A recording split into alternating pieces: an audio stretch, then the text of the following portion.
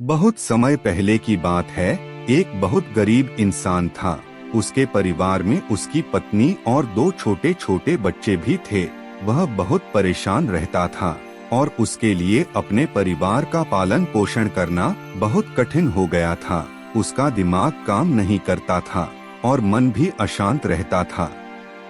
तभी उसने अपना घर छोड़ने का फैसला लिया और एक रात जब उसकी पत्नी और दोनों बच्चे सो रहे थे तो वो चुपचाप घर से चला गया। रात में बिना किसी मंजिल के वो आदमी चलता रहा। तभी अचानक उसने देखा कि एक नदी किनारे भगवान बुद्ध अपने शिष्यों के साथ बैठे हैं। उसी वक्त उसने निर्णय लिया कि वह अब सन्यासी हो जाएगा और भगवान बुद्ध का शिष्य बनकर यहीं रहेगा। उसके बाद वह भगवान बुद्ध के चरणों में जाकर गिर गया और उनसे विनती करने लगा कि वो उसे अपना शिष्य बनाकर अपने साथ ही रख लें। भगवान बुद्ध ने उस गरीब इंसान की बात सुनकर उसे अपना शिष्य बनाकर अपने साथ रख लिया। एक दिन भगवान बुद्ध अपने शिष्यों के साथ जा रहे थे। जब वो रास्ते में चलते चलते थक गए थे, सब रुककर एक पेड़ के नीचे विश्राम करने लगते हैं। तभी भगवान बुद्ध को गर्मी के मारे बहुत तेज प्यास लगने लगी। उन्होंने अपने नए शिष्य से कहा, यहाँ पास में ही एक सरोवर है, तुम जाकर वहाँ से पानी ले आओ। भगवान बुद्ध का आदेश मानकर वह सरोवर से पानी लेने चला गया।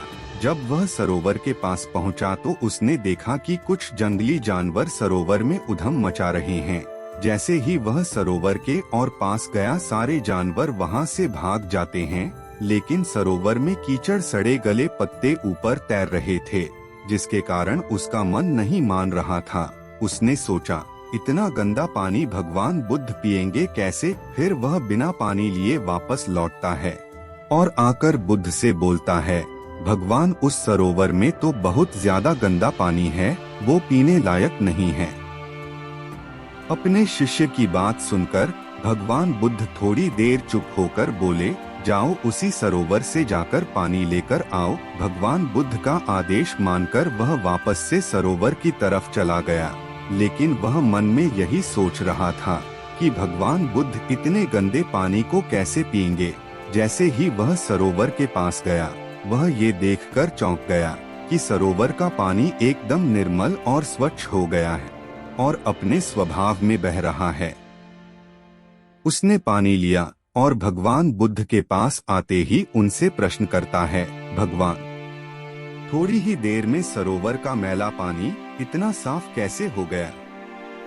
फिर बुद्ध ने उसे समझाते हुए कहा, जब जानवर पानी में उधम मचाए हुए थे तब सरोवर का कीचड़ उभर आया था, लेकिन कुछ देर शांत रहने पर कीचड़ फिर से नीचे बैठ गया और पानी पहले जैसे फिर से निर्मल और स्वच्छ हो गया। ठीक इसी तरह से हमारे मन की स्थिति भी ऐसी ही होती है। जीवन की कठिनाइयाँ और भाग दौड़ हमारे मन में उथल पुथल पैदा कर देती हैं, जिसके कारण हम बिना सोचे समझे गलत निर्णय ले लेते हैं। लेकिन कोई भी निर्णय लेने से पहले अगर हम अपने चित्त को शांत रखें और धैर्य पूर्वक बैठकर सोचें, तो हमारे मन की वो उथल पुथल भी पानी की कीचड़ की तरह नीचे बैठ जाती है और तब हम जो भी निर्णय लेते हैं वो हमेशा सही होता है। इसलिए बुरे समय में इंसान को अपना धीरज नहीं खोना चाहिए। यह बातें सुन उस शिष्य को अपनी गलती का एहसास हो गया। तो मित्रों, यह थी गौतम बुद्ध की एक और शिक्षाप्रद कहानी। आशा है आपको पसंद आई होगी।